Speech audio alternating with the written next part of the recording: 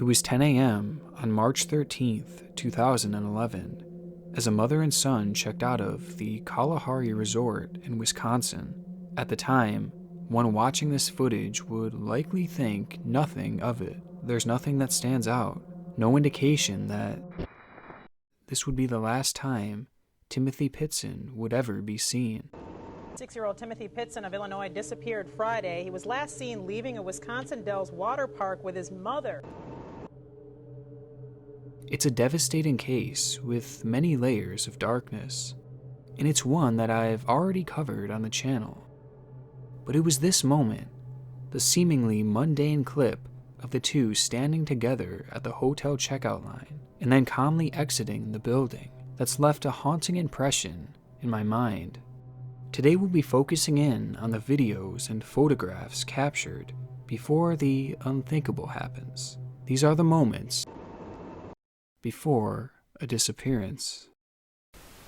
Before we start, this video is sponsored by Audible, the leading provider for audiobooks and spoken entertainment. Audible has thousands and thousands of different audiobooks to choose from the classics all the way to the newer works. Currently, Audible is running a promotion that gives you your first month of the service totally free of charge, which gives you access to one free audiobook of your choosing. Just visit audibletrial.com/Nick Crowley to sign up for your free trial. And by using that link, you are also greatly supporting me, which is very much appreciated, especially considering this video is definitely getting demonetized.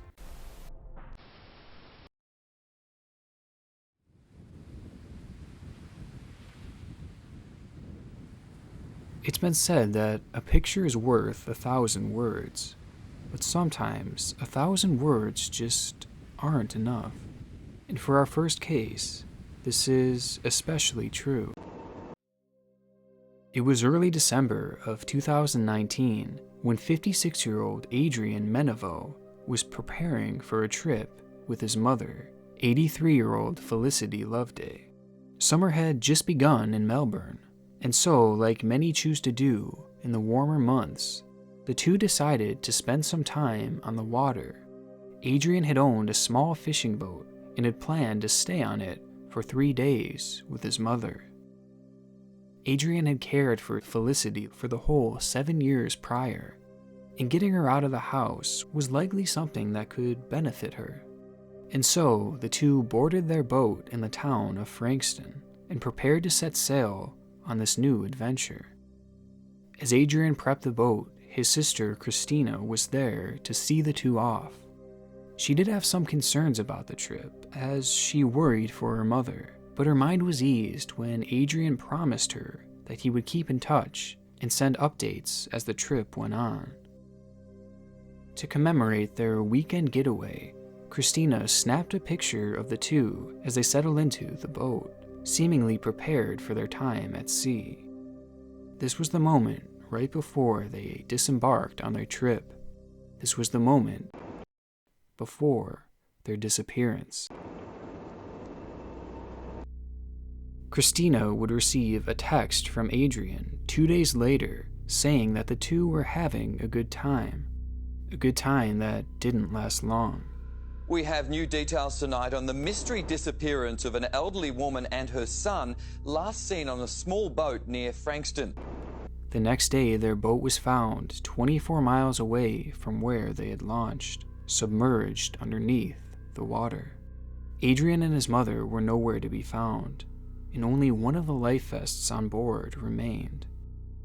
Extensive searches of the area were carried out, but still there remained no trace of the two. The mother and son pair had vanished. Now at a glance, this case seems straightforward. Some type of accident, potentially caused by the unpredictable conditions of the sea, caused the ship to capsize, throwing the two out to sea, where they likely would have stood little chance. It's a fairly simple yet heartbreaking conclusion to come to, and it's one that makes this moment, the photo captured by the sister they left behind, all the more heartbreaking. But the thing about disappearances is that they are rarely, if ever, simple. There is always more than what meets the eye, and as it turns out, in this case, its strangest information had yet to be revealed. As it turns out, this trip to sea wasn't actually a vacation for the two. Adrian was taking Felicity out on the boat in order to cleanse her from, quote, evil spirits, spirits that had supposedly attached themselves to her when the two were meditating. It's been revealed that Felicity and Adrian were both what is known as co-Freemasons, a sort of spin-off group from the original Freemasons, and the two were more than just involved. In fact, the elderly Felicity was at one point a worshipful master, which is the most powerful elected official in the Masonic Lodge. So it seems that the two were meditating as part of this belief system, and that's when something supposedly went wrong. According to investigators, the mother and son had been practicing meditation for some time and believed that Felicity had woken black magic, and Adrian felt responsible for it. The boat trip was a means of reversing it. They needed to be on salt water to get rid of the black magic. So this journey to sea was no vacation. It was a ritual. This context makes what was initially viewed as a straightforward disappearance one that is now shrouded in mystery, and it only gets stranger the more you dig. It's now come forward that the boat only had half a tank of fuel when the two had departed, an amount that surely wouldn't have been enough for a 3-day trip. It was also found that on board the boat there were no sleeping quarters, with it being determined by investigators to not have been suitable for sleeping or living on for a 3-day trip. And not to mention, Felicity was very frail. 3 days at sea on a small boat doesn't sound like a great idea to begin with. Hours in the beating sun, and then the harsh cold of the nights. These are conditions that could really take its toll on an elderly person. But then you throw in the fact that there was nowhere to sleep. It just doesn't make sense. And to most, it seemed that this was a trip that was set up to fail. And because Mark was the one who planned the entire thing out, some believe that he never intended on having his mother survive the trip, and that it was all part of the ritual. Maybe Adrian believed that his mother was too far gone and completely consumed by these spirits, to the point where it couldn't be reversed, and out of fear for his and his family's lives, he killed Felicity and dumped her body into the ocean. But if this was the case, then where did he go? Again, this is a question yet to be fully answered, but upon investigation, something strange was revealed. Just weeks before their trip, Adrian had bought a second boat, a boat that is currently missing to this day. It's possible that Adrian used the second boat to escape and staged the scene by purposefully capsizing to make it look like the two had been lost at sea, potentially with Felicity on it. Or maybe the two simply escaped in the second boat together and wanted to make it look like they had gone missing in a freak accident. It's a strange case with such a concerning backstory that many feel something sinister must have happened out there. From the trip that was supposedly planned to fail, to the evil spirits that Adrian believed to be inside of his mother, to the second boat that had been bought right before the trip and is now missing. But this case has one more secret, a secret within the final picture taken before their disappearance. In the last few weeks, it has been revealed that investigators have been exploring the possibility that in this photo, Felicity Loveday was actually already dead. In the photo, Felicity appears to have her eyes shut and is looking extremely pale. Investigators also have noticed that her hands appear to be clenched, which could be a sign of rigor mortis, or the stiffening of the body. Many have chimed in online, including morticians and hospice care workers, who agreed that her body does appear consistent to what they've seen with their own patients. If Felicity truly was dead at the time of this photograph, then that means Adrian must have carried her onto the boat and sat her there. Which means that rather than killing Felicity, Adrian may have been planning on dumping her body as part of this ritual, as she may have already been gone. But there is one more side to this all, the sister who snapped that final picture. In the days following these reports, Christina has come forward and adamantly denied the claims. According to Christina, Felicity had actually been suffering from dementia, and she would frequently fall asleep as she was used to spending the majority of her time napping. So she believed that it was likely her mother had just dozed off. Plus, Felicity spent the majority of her time indoors, so she was naturally already extremely pale. So for now, whether Felicity Loveday was alive or not in her final picture is still a mystery, as well as what truly happened on that fateful boat ride. Hopefully someday, the truth of this case will be revealed. But for now we're left with a chilling picture. A photograph that only leaves us with more questions. A photograph that, for now, remains the last moment this mother and son were seen on camera.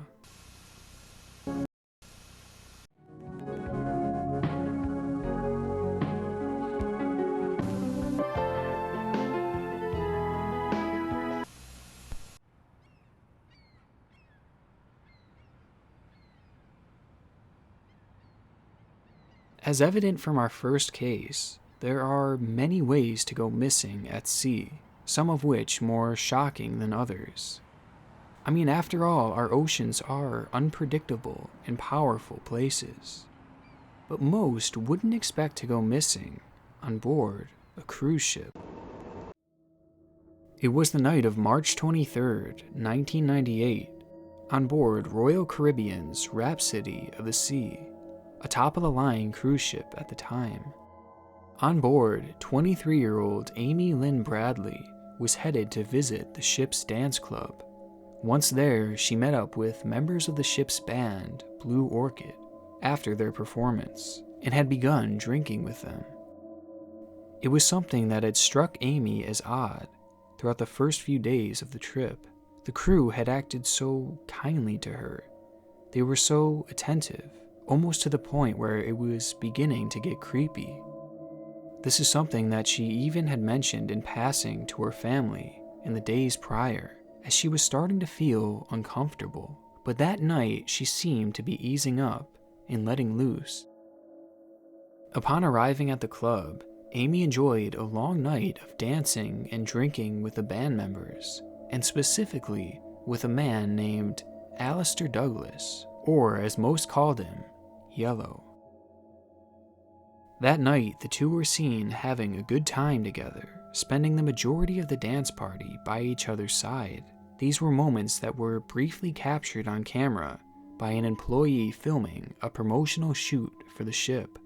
The person behind the camera likely had no idea how valuable what they were filming would someday be, because what they were filming would turn out to be some of Amy's last moments ever caught on camera. Amy would leave the dance club that morning at around 1 a.m. and head to her room, where she spent the night sleeping on the balcony. At roughly 5:30 that morning, her father would wake up to see her fast asleep on her chair, overlooking the water. Half an hour later, he'd awake to find her gone. She left her ID, wallet, and even her shoes, having only taken her cigarettes and a lighter. The family reported her missing just hours later and had begged the captain not to allow anyone to get off at Curacao, which happened to be the ship's next stop. This was because they feared that Amy had been kidnapped and viewed the stop as an opportunity for the kidnapper to escape with their daughter. Their plea was ignored, and passengers freely left the boat upon its arrival, a decision that likely proved costly. At a glance, it seems probable that Amy had simply fallen over the railing or even jumped. However, this was a theory that officials quickly ruled out, as she was an incredibly strong swimmer and even a lifeguard at the time. Also, not to mention the fact that she was deathly afraid of the ocean, and she would never go close to the edge, making it unlikely that she had accidentally fallen over. And if she did commit suicide, why would she do it in a way that ended with one of her greatest fears, the ocean? With that, and the fact that there was no evidence to suggest that she had fallen over, investigators decided that it wasn't plausible. Instead, they believed that Amy may have been kidnapped and smuggled off of the ship in Curacao. It's a theory that's even backed by multiple reports of someone matching Amy's description being spotted on the island. One report claimed that she was seen inside a brothel, where the witness claims that the woman told him she was in fact Amy, and that she had begged him for help. Another person claimed to have seen her in a public bathroom, where 3 men were harassing her. When the men left, this lady again claimed to be Amy, and asked the witness for help. However, the men quickly came back into the restroom and hurried her out. Both of these instances were reported, along with countless other sightings in the area, but to this day nothing has come of it. But if these claims are to be believed, they would point to the idea that Amy wasn't just kidnapped, but that she may have also been trafficked. As dark as this theory is, it only gets darker as some claim that the crew members aboard the Rhapsody of the Seas were actually involved. Don't just cruise the Caribbean, cruise the Royal Caribbean. From the family's account, we already know that the crew seemed to be giving Amy special attention, something that she had even reported feeling uncomfortable with. Also, remember Yellow, the man who Amy was dancing with and was also a member of the crew? Well, 2 witnesses came forward and said that they had seen him with Amy at around 5:45 a.m. the morning of her disappearance, just 15 minutes after Amy was last seen on her balcony, the exact time frame where she would have disappeared. Also, Yellow had actually apologized to Amy's brother for her disappearance, saying, "I'm sorry about what happened to your sister." The issue was that at the time he said this, only the captain and security had been told that she was missing. It's also worth noting that when Amy was reported missing, the ship's officials refused to not let people off the boat, and instead they claimed that they would search the entirety of the boat, a search that eventually yielded no findings. Well, it would be revealed shortly after that this wasn't actually true, and rather than the extensive search that they had claimed to have done, they only ended up scanning the most popular areas of the ship without doing any real searching. The FBI even noted this and did their own comprehensive search days later, but at that point, it was likely too late. And there is one more detail, one that truly stands out. On cruise ships, there are photographers that come around and take your photos, and they do this throughout the entirety of the trip, and then post them on a wall where you could browse them and buy them. There were over 2,000 people on that boat, all who likely had their pictures on these walls, and Amy was no exception. However, the night before her disappearance, every single one of Amy's pictures had been removed, and to this day are unaccounted for, with the very photographer of the ship claiming they have no idea where they could have gone. Out of all the people on board, Amy was the only one with missing photographs. If the trafficking theory is to be believed, then it's highly likely that these pictures were taken in order to be used to sell her. It makes this moment, a moment where Amy seems so happy, that much darker, as many believe that the man she is dancing with had his hand in kidnapping and selling her. Whether it's true or not, what happened after these moments remains a mystery.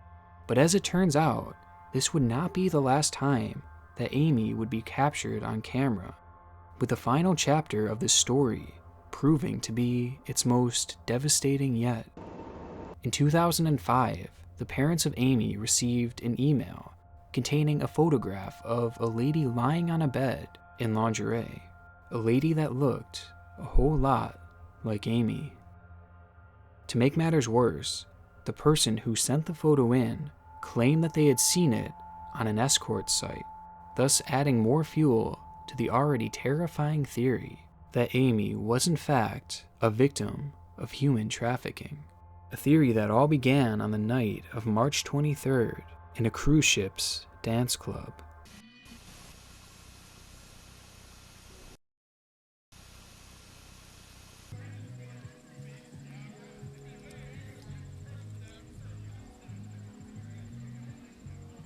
The thought of being kidnapped, taken against your will, forced into a fate where you have little to no control over.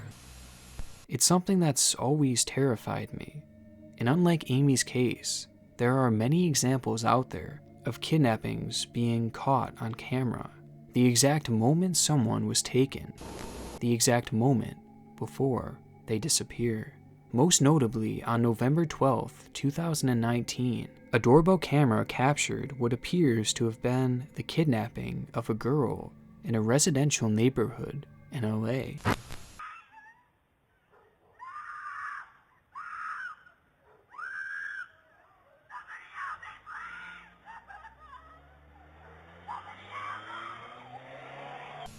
It's a case that has since gained national recognition, with Nexpo even including it in one of his disturbing things from around the internet videos.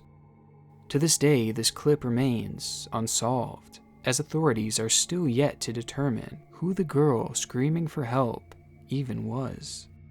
But upon finding this clip, I fell down a rabbit hole of other kidnapping cases whose eerie final moments were captured on camera, and out of all the ones I watched, I found one that proved to be especially disturbing.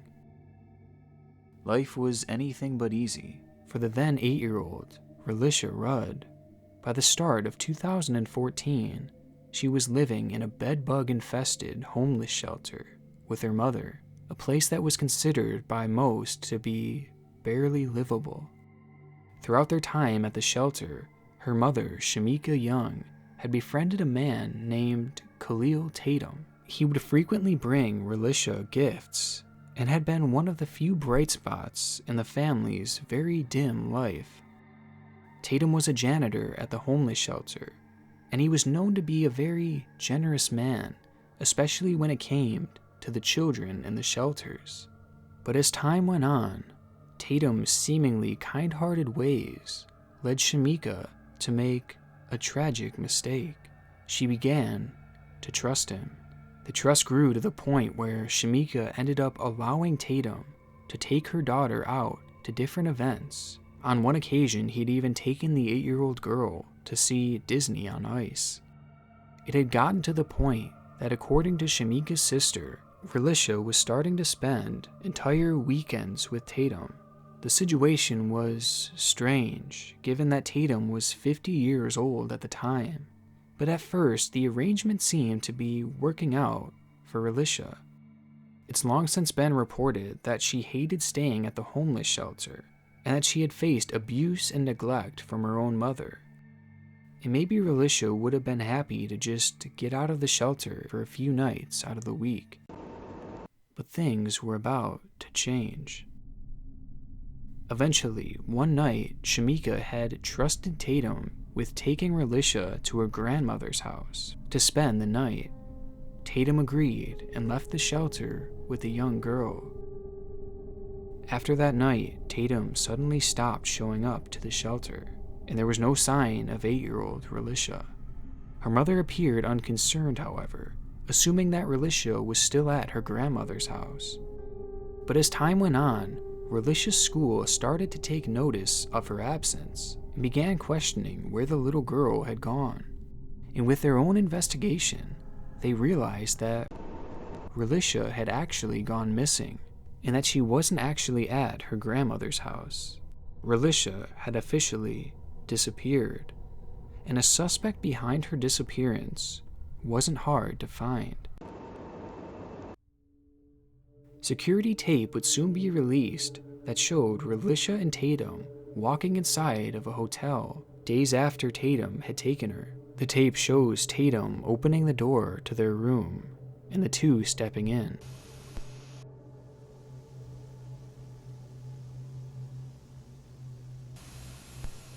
This would be the last moment that 8-year-old Relisha Rudd would ever be seen again. No video has been released showing her leaving this room, and from the moment that door shut, her whereabouts are uncertain. The cops immediately went looking for Tatum and Relisha and quickly discovered that Tatum had been staying at a nearby motel, a different hotel from the one that Relisha had last been seen in. But as police opened the door, they found something unexpected. It wasn't Relisha, or even Tatum for that matter, but it was Tatum's wife, Andrea, who was in the room with a gunshot wound to the head. She was already dead by the time her body was discovered. She had been murdered in cold blood. This changed the course of the investigation, because now they not only viewed Tatum as a kidnapper, but also as a murderer. Police obtained a warrant and soon were able to track him down to a small shed at a local park. Inside, they found Tatum, the one and possibly only person to know where Relisha was, the man who had all the answers they were looking for. But there was one issue. Tatum was dead. We begin tonight with new developments in the search for 8-year-old Relisha Rudd. Jamie Kelly, that body found tonight in the park has been identified tentatively, according to D.C. police, as Khalil Tatum. In the shed, he laid next to the same gun that he had used to kill his wife, dead of an apparent suicide. It's a lot to handle and a lot to make sense of, but while viewing the timeline, here's what investigators think might have happened. After Tatum had taken Relisha, he potentially began sexually exploiting her, possibly even pimping her out to others. This is something that the wife may have soon caught on to, and since Tatum couldn't have this information getting out, he killed her. After the murder, and out of guilt for all the atrocities he committed, Tatum then took his own life. It's a theory that makes sense, but it's forgetting one key detail. What happened to Relisha? Well, it was also discovered that Tatum had purchased a shovel and heavy-duty trash bags days after taking Relisha. It was also reported that he had spent a high amount of time at the park where he had allegedly killed himself. Putting this all together, many believe that he killed Relisha and buried her somewhere within the park. However, her body has yet to turn up, and investigators still have hope that she may be alive somewhere out there, with some believing that she may have even been sold into trafficking. But there's only one man who truly knew for sure what happened to Relisha, a man who is no longer alive, and when he died, he took with him the answers as to what ever became of her. Looking back on her final moments ever seen, it's impossible to find the words. Who would have known that this man would end up murdering someone and then killing himself, and this little girl would go missing, never to be seen to this day, with her two most likely fates being death or trafficking.